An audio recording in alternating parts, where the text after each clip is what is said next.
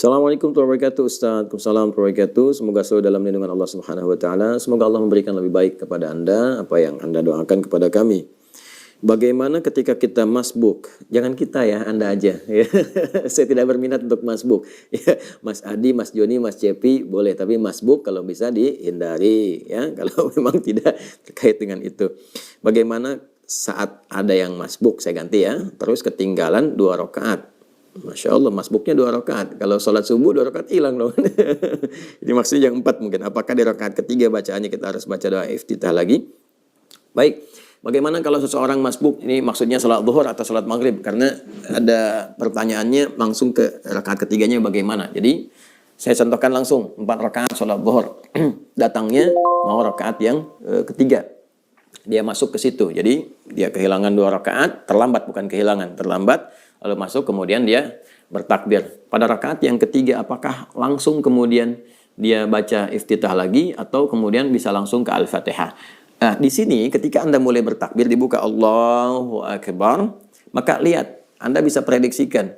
Kalau rakaat ketiga kan imam itu langsung baca Al-Fatihah kan, tidak ada surat lagi kan, maka jedaknya itu lebih pendek. Kalau dia baca dari rakaat pertama, dia ada iftitah, dia ada Fatihah, ada surat, maka jedaknya lebih panjang. Jadi sebelum imam baca Al-Fatihah, Anda sudah bisa iftitah kalau masukkan rakaat pertama. Tapi ketika Anda masuk di rakaat yang ketiga, nah maka ada 2 cara di sini. Kalau melihat ke intervalnya pendek sekali, Anda bisa langsung ke Al-Fatihah. Karena hukum membaca Al-Fatihah itu hukumnya masuk rukun, kewajiban. Sedangkan di iftitah hukumnya sunnah. Artinya kalaupun tak mampu mengejarnya, itu tidak membatalkan sholat. Jadi bisa langsung ke Al-Fatihah. Ya, bahkan di madzhab Maliki itu begitu mulai takbir, itu saking pendeknya doa iftitah itu langsung masuk ke Al-Fatihah.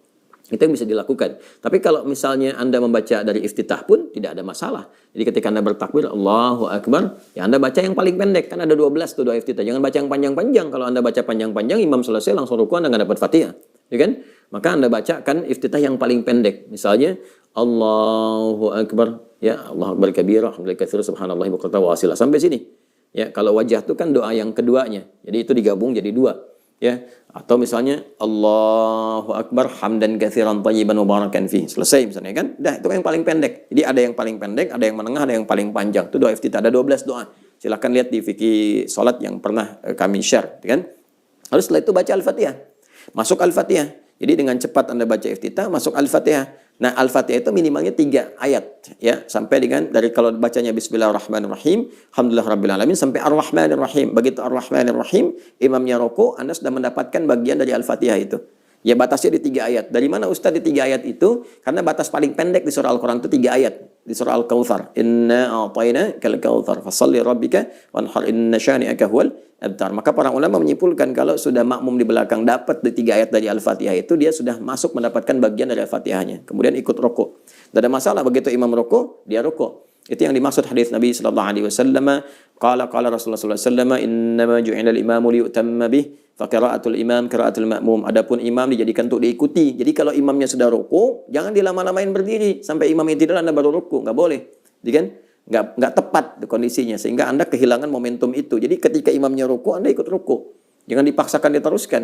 Nah, gimana kalau misalnya enggak dapat sama sekali di bacaan? Jadi begitu Anda masuk takbir Allahu Akbar, imam sudah mau rukuk. Allahu Akbar, langsung takbir, langsung ruku.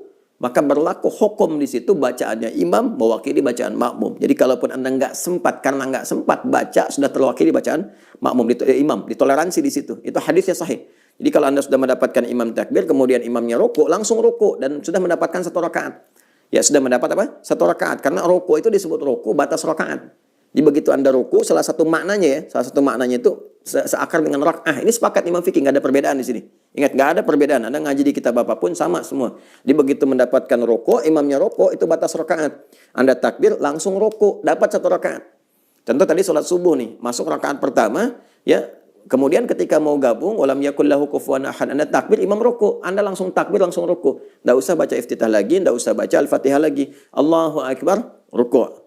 Jelas ya? Nah, bacaan-bacaan yang tidak sempat dibacakan sudah terwakili oleh imam tadi. Dengan kondisi yang tadi, ditoleransi. Tapi kalau masih mendapatkan imam berdiri, langsung bacakan Al-Fatihahnya. Tapi kalau mau iftitah, bacakan yang pendek. Ya, baca yang pendek, setelah itu langsung baca Al-Fatihah sampai dengan 3 ayat. Lalu kemudian rukuk. Jelas ya? Tapi nggak boleh menyengaja nunggu imam rukuk.